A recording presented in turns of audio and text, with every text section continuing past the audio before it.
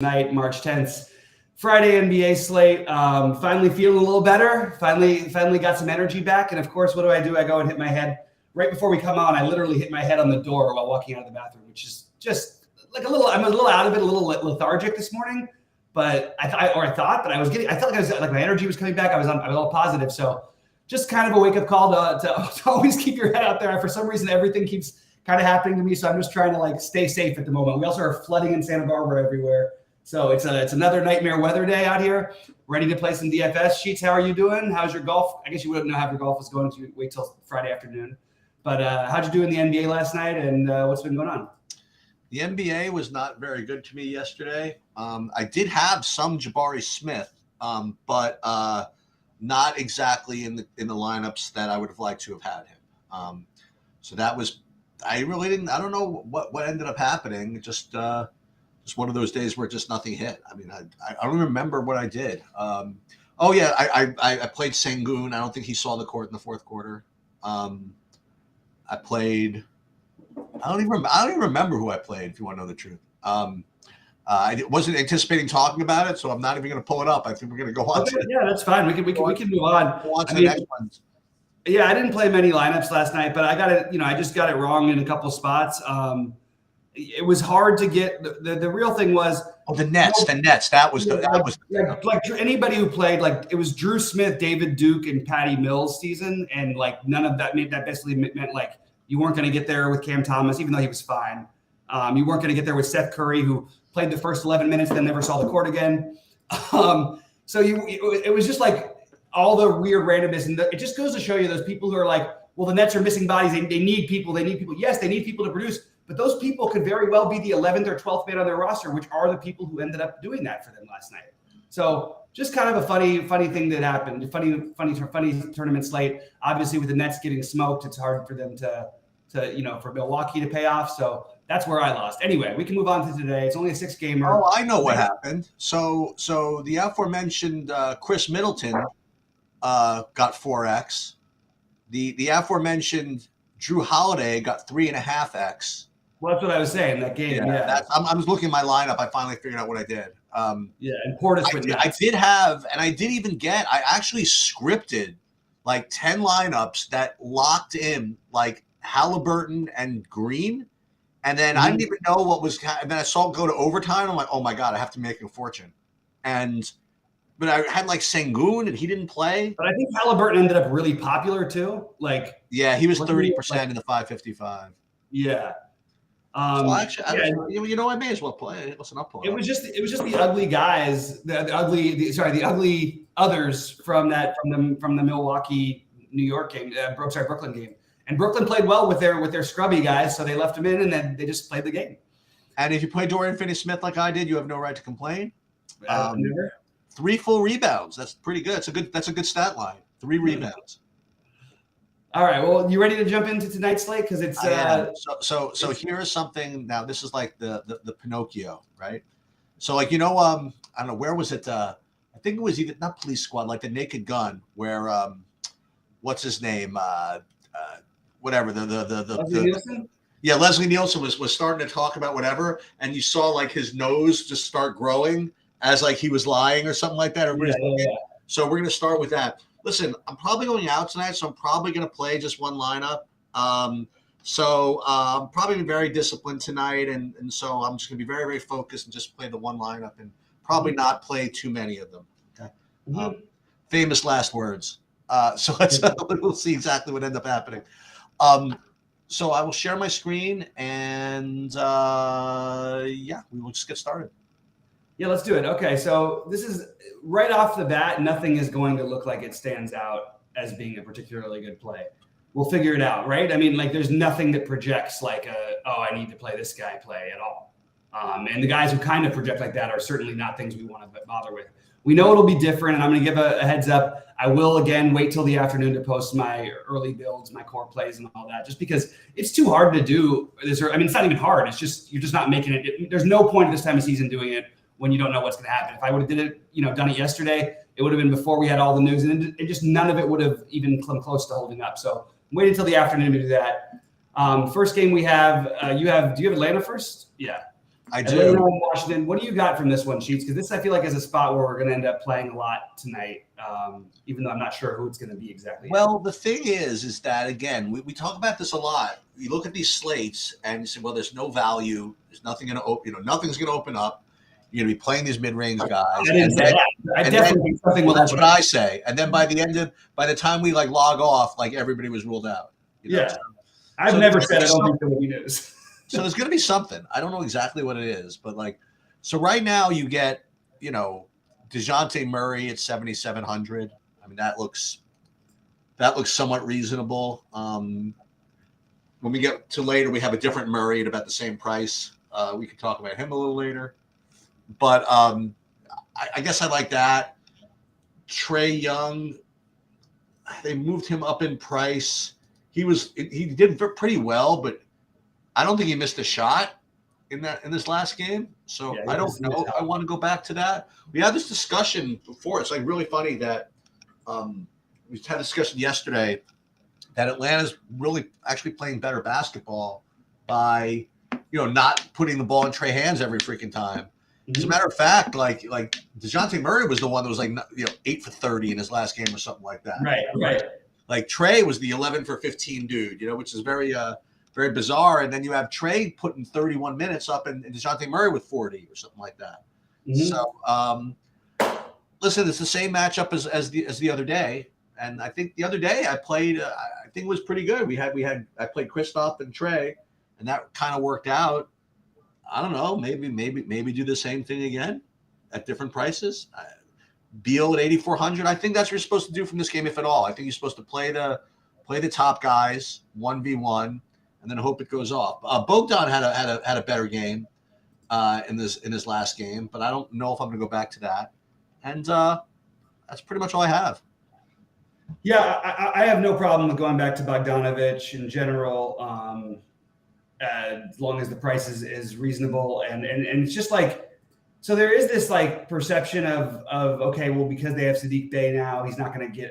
I'm wondering if that's going to hold down the stretch. I think and no matter what, he's going to get his 24 minutes, which will at least give him a chance.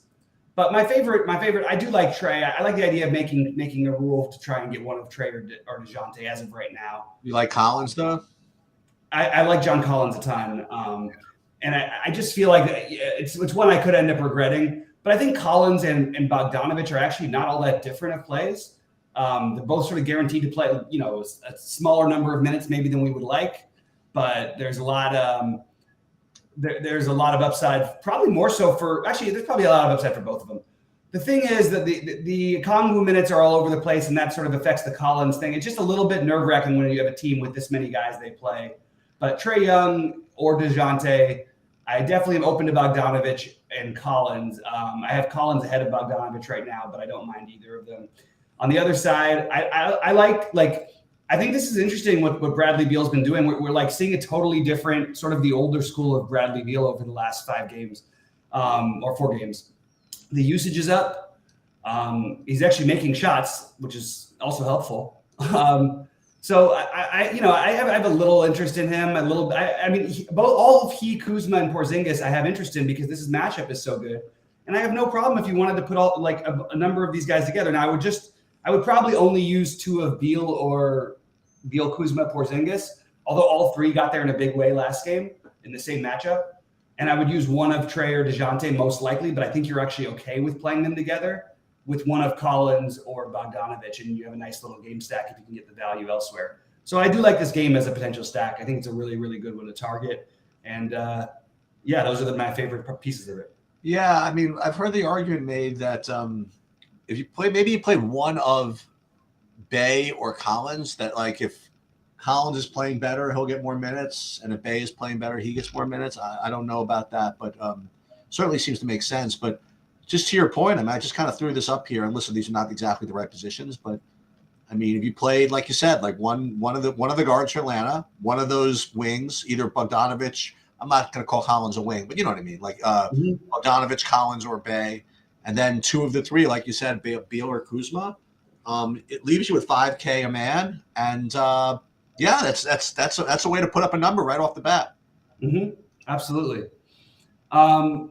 I think it's, and I think it's a really good one. All right, moving on to the Blazers and Sixers. I still have some interest in taking a shot on Lillard and hoping this game stays close. Other than that, I feel this is the most crossed-off-y kind of a game without any news yet, obviously. If I had to pick anything, I think I would probably pick Embiid, I guess. I don't really have – I really am not crazy about this one if everyone plays outside of Lillard. And then maybe taking a large field shot on Shaedon Sharpe if we don't get much value. Do you have much from this one, Sheets? Well, we got to watch to see what happens with Anthony Simons. Yeah, right now I've got him projected to play, but yeah. So if he's playing, I think that those other Portland guys just kind of fall off for me. Like the guys that have been, that we've played. I don't know if I want to play Cam Reddish, guys like that, or even Shaedon Sharpe. I also don't want to play Nurkic at 6,100 until he can put up, decent minutes coming back. I'd rather not play him. It's kind of interesting though. I mean, Lillard just kills it, and they gave him a reduction in price. Yeah, I mean, it's not the greatest matchup in the world, but if there's a guy that's matchup proof, I mean, he's going to make his 40-footers. I mean, I don't care who's guarding him, right? So I don't even think I agree that it's not the greatest matchup in the world. Philadelphia just gets lit up now with Philly. Yeah, Philly played that game against Indiana where they scored 230 points in 3 quarters. Yeah, this is not this defensive juggernaut with James Harden and Tyrese Maxey as your backcourt. You're going to be able to light up anybody you want. They do have guys like PJ Tucker who can come out and guard him, so that's probably what they'll do. But games that both teams are trying to win. Portland is sort of getting into danger zone, so you think they'd get every bit they could out of Lillard. So I'm just keeping him in there as a wild card. But right now, really hard to have a lot of interest in this one for me. Well, let's make the case for this. So here let's make the case for Lillard and Embiid for a minute. So listen, Embiid, I don't know why I'm like so upset with his performances. I mean, it's like he's actually played terrific. He's playing so great. You know what I mean? He's just not rebounding. His rebounds are down. You could see that he has a lack of burst on defense because he's trying to do everything offensively. He had 62 fantasy points in 28 minutes in his last game. I don't know what I want from the guy. At some point, a guy who's supposed to be the best rebounder in the NBA shouldn't be having 5, 6, 7. Well, that's my point. I mean, like once he'll start getting some rebounds here. But also partly the problem is people aren't missing shots against them because they don't have any because their perimeter defense has been wanting. So that's part of their problem. That's why Minnesota and Indiana were able to score on them. Anyway, there was better value. I would take a shot at this though. This Lillard thing. I mean, Embiid. Listen, if God forbid Nurkic guards him, I mean, Embiid will destroy him. But then again, we say that about Embiid will destroy anybody. Yeah, it doesn't really matter. Yeah. But I don't know what's the spread here. 10, something like that. It's 9. Yeah. 9 Portland's a 9-point underdog. That's like prime Lillard zone. You know what I mean? That's how I feel. Exactly how I feel, Sheets. That's what I first looked at. So I do have Lillard. That's why I have him as the one guy from this game. Yeah. And I just even that feels thin if Simons is back. If Simons is out, I think it becomes a lot more feasible. But just thinking that he's had all this time without Simons and Nurkic, I still think that when push comes to shove and you're in trouble, he's going to be the one doing everything, right? Yep. So I don't think you're going to see like a huge drop off. I mean, even last game, even with Nurkic back, still had a 38% usage rate. That's perfectly fine by me. If in fact Simons is back, I mean, you think that I don't want to say makes Lillard unplayable, but no, I think Lillard is still in play at 0 ownership. I think he'd still be in play for me. All right, I'm not like desperately trying to get him either way. It's just a guy I'm considering. All right, so Cleveland, Miami. So this is awesome because on the one hand, this is the exact game where fantasy points go to die, right? The ownership, not the ownership, the total is like 80 or whatever it is. 2 great defensive teams, and yet you have like just uber ceilings like all over the place. Like you have like Donovan. You have like what's his name? What's the price here? Mitchell? Yeah, you have Donovan Mitchell who could put up 70. You know what I mean? Like you have Butler in the right spot or with the right on the right day can put up a huge score at 8,600, and none of these guys are going to project well at all, because probably for good reason, because it's one of those freaking games. But I don't know, like I've faded this type of thing way too often.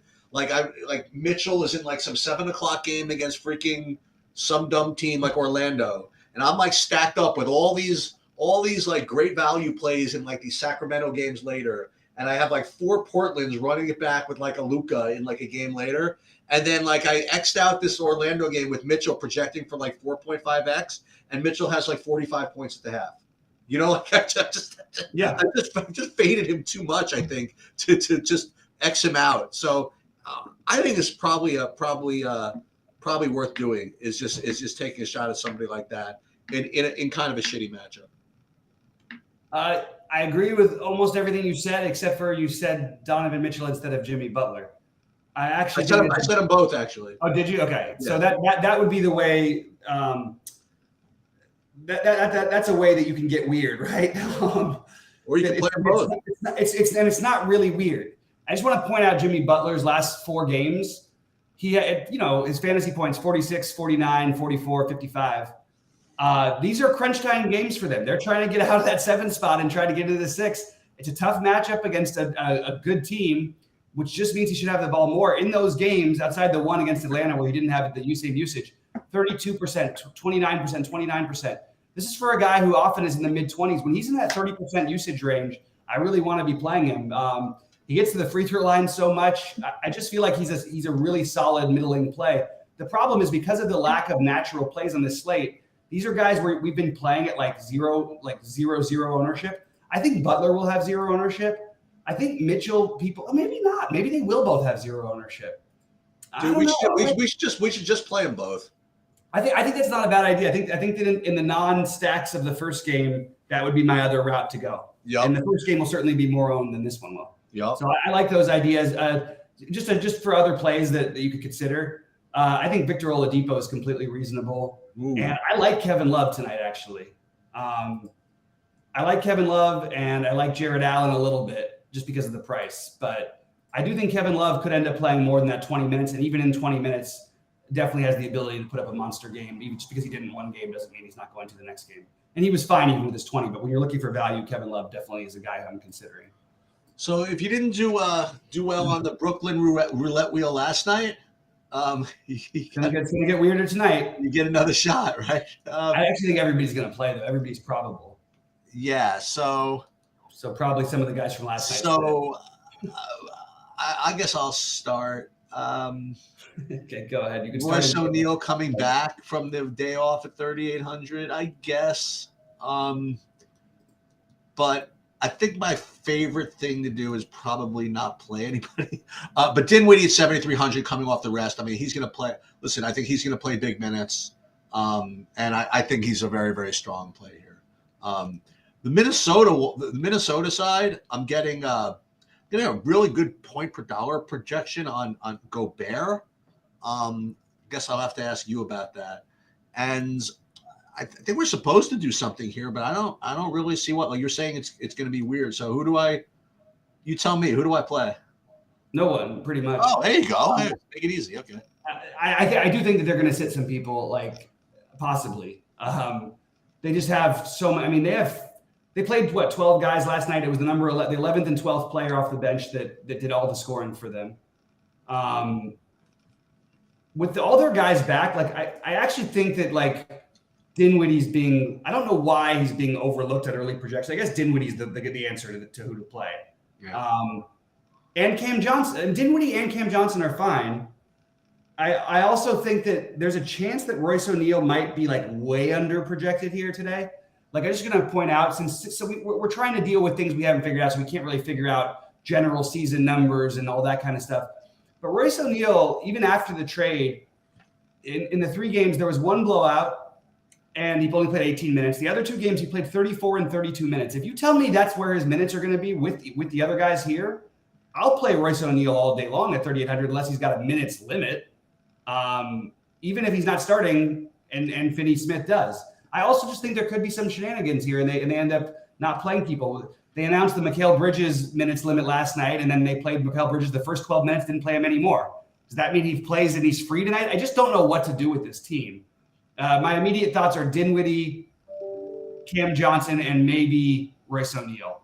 And then on the other side, I really don't love anything. I think that the closest I would get to a play, I can always make an argument to play Anthony Edwards, even though he hasn't been quite the same lately, with Conley sort of steadiling things there. I think Conley's fine.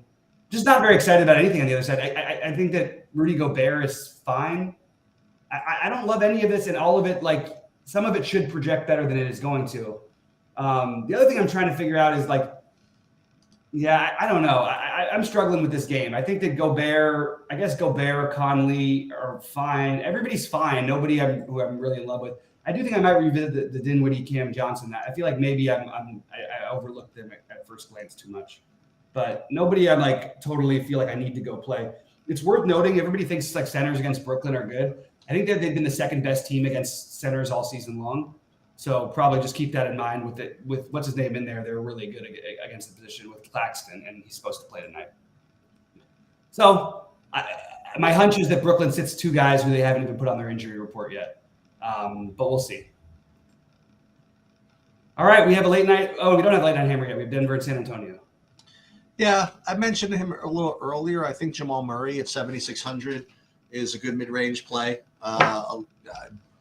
DeJounte Murray, 7,500. Two Murrays, 7,600, similar position. I think you can do that. Jokic, flip a coin, right? Is he better? Is he a better play than Embiid? I literally have no idea.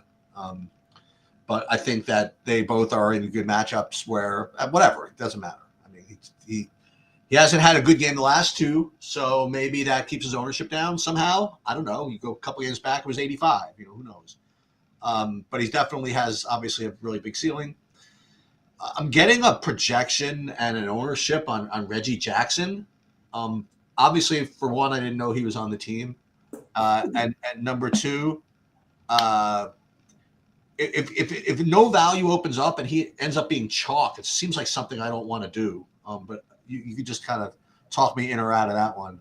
And then on the San Antonio side, the one thing I noticed, and again, I know you're going to say, dude, he's been back for like 6 months, but I noticed that Devin Vassell is back. Oh, I only missed 2 games. He was in. That's not that bad. Yeah. So he's back. So I guess some of those San Antonio guys, does that make Sohan less playable? I don't know. They rested him in this last game, I guess. I'm not sure. But he's always he can always do something. So I guess I like that as my favorite San Antonio guy. So Jokic, Murray, Sohan for San Antonio, maybe Vassell, who knows? And you can talk to me about Reggie Jackson. Yeah, well, early projections have Denver as the highest owned team. And I'm just going to say, not even just for this slate, I'm going to do everything I can to play no one from Denver the rest of the season. They have nothing to play for. They have a 7-game lead on second place for the division. You could make an argument for them really trying to go out and get the overall number 1 seed. But the truth is, who are you really trying to like? That team needs to win the whole East guaranteed, and all the teams in the East are like bunched up, so it's like hard to even know who you'd be trying to avoid. Obviously, it's nice to have the number 1 overall seed, but I personally don't think Denver puts their best foot forward any game going forward. I don't think they want to mess around. I think we've seen it in the game so far. They're also a good enough team where they can win pretty handily, and if they get up by 18 or 20, they don't bring Jokic back in the same way they used to anymore. So you basically have to deal with then, 18 or 20 with 60 minutes to go in the fourth. He used to be back on the court because they were so bad with him off the court. They still aren't as good with him off the court, but they did add Reggie Jackson, which also takes away from my love from anything from Jamal Murray. I'm not that like it's a great matchup for everybody. I think my favorite 2 plays are Reggie Jackson and Michael Porter Jr. And they're just because they're guys who can get hot and just they will stay on the court because they're hot, I guess. Like I don't really like that right now. This is showing to be the most owned team, and I'm not very interested in any of it. Jamal Murray probably stands out as the best point per dollar thing. People are going to play some Jokic. I'll just pass. And on the San Antonio side, I think Trey Jones is the best play on San Antonio. But I'm not like in love with anything. But because of the nature of the slate, Jones, Vassell, and Keldon Johnson are all on my early list, as is Sohan, just because he lives on my list. But I do think Jones, then Vassell, then Keldon Johnson if I had to pick three. I'd say can I give off another just one thing? I've mentioned it before that really tilts me what other people do. These other people stop listening to them. When they start saying, and it happens on every show now, oh, well, San Antonio is just trying to lose games. It literally, there's no motive for them to lose anymore. It's over, okay? With San Antonio, Detroit, Houston, these teams don't have nothing left to play for. They're going to actually go out there and try to win. They just don't have good teams. And they're not going to go out of their way to play their guys 40 minutes to try to win, but they're going to play normal minutes and normal rotations. They are not going to take out guys because they're doing well. That's just horrible narratives that I'm hearing all over the place by people who should know better by now. But I honestly think they don't even know the rule about the lottery, that it's not even benefiting any of these teams to lose anymore. So I just think that it's really ridiculous. If you're a bottom four team, you're getting the same odds as the other teams that are in the bottom four. Those four teams are decided. Just going to make that point because it won't matter on this slate, but it certainly will matter on upcoming slates. The only thing I would say, though, is that teams that don't have anything to play for, like you said, if they have like young guys that, you know what I mean, they're not going to run them into the ground either.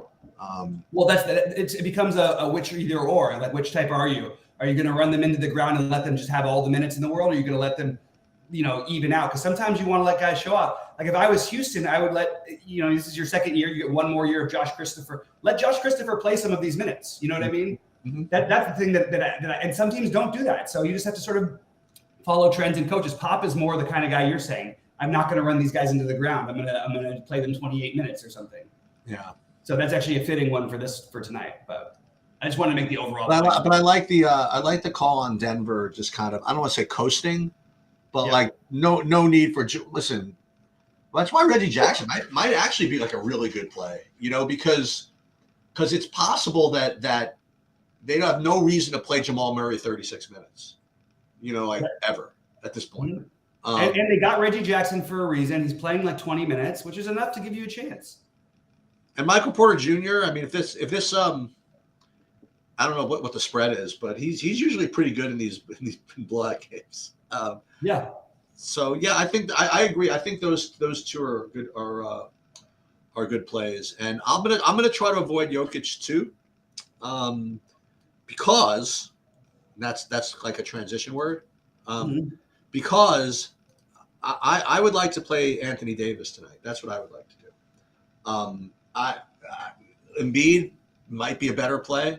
Jokic might be a better play, but you have Davis also at 11K, which is that that price tag that's a little uncomfortable. 10-9 is a little bit better, but and look, with D'Angelo Russell there, maybe maybe Davis doesn't have to do everything if Russell plays, which it says he is probable. Mm-hmm.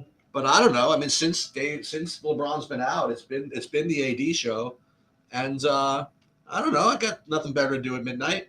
I'll root for a big game out of Anthony Davis to take me home. I kind of like that. I also sort of want to play Fred VanVleet, and just kind of have a little fun here. So that's kind of my take on this game. I totally agree with exactly what you said. First of all, I love VanVleet.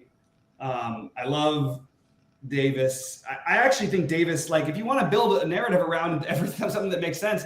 So Davis is missing LeBron and everything. We're not saying, look, normally Davis versus Jokic, Embiid, even Lillard, we're not even actually Lillard would have ahead of sometimes, but it sort of feels like that kind of play. But when you take everybody else away and you just basically feel like you have a lock for 50 and like 80% of the time you're getting 60 if the game stays close, just because you're just going to be, just him being on the court does that.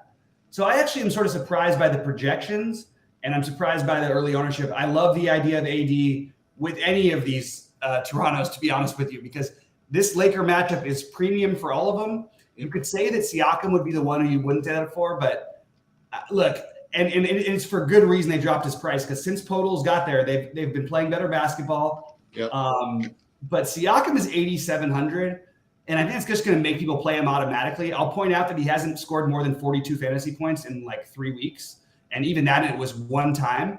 So you're going back over a month before he scored 45 fantasy points more than 2 times it out of. So he's basically 1 out of his last 13 games scoring that many fantasy points. So for me, I guess I would just have to cross him off just because the perception's going to have him owned. And I'm telling you, I'm just watching the results. They haven't been there. But Scotty Barnes and Fred VanVleet, I think, are really good plays. I think if we can find some value to pair with one of Trae Young, Murray, Bogdanovich, who is actually the value one, maybe you use him instead because he's the value play.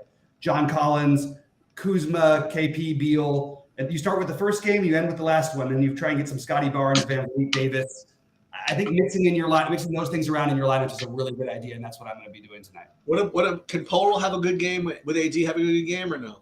Yeah, absolutely. I mean, and it's not like I'm not going like this is a great matchup for AD or anything, but I don't think I need to play Poeltl.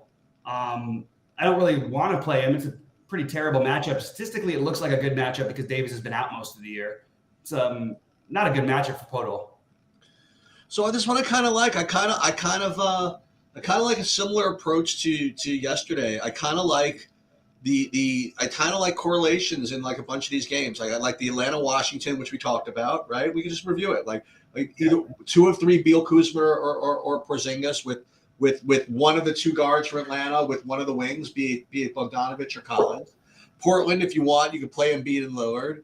Cleveland, Miami, you could play a 0% owned Mitchell and Butler, right? And Brooklyn, Minnesota, not quite as interesting. Denver, San Antonio, we kind of want to fade, and Toronto, LA, we could play Davis with one of those Toronto guys, and I think that you could root for overtime in a couple of these games. Absolutely, same page. That's sort of where I'm. I like the first game. I like the last game. I think that there is an interesting argument for the Jimmy Butler and Donovan Mitchells on a slate like this, like you mentioned.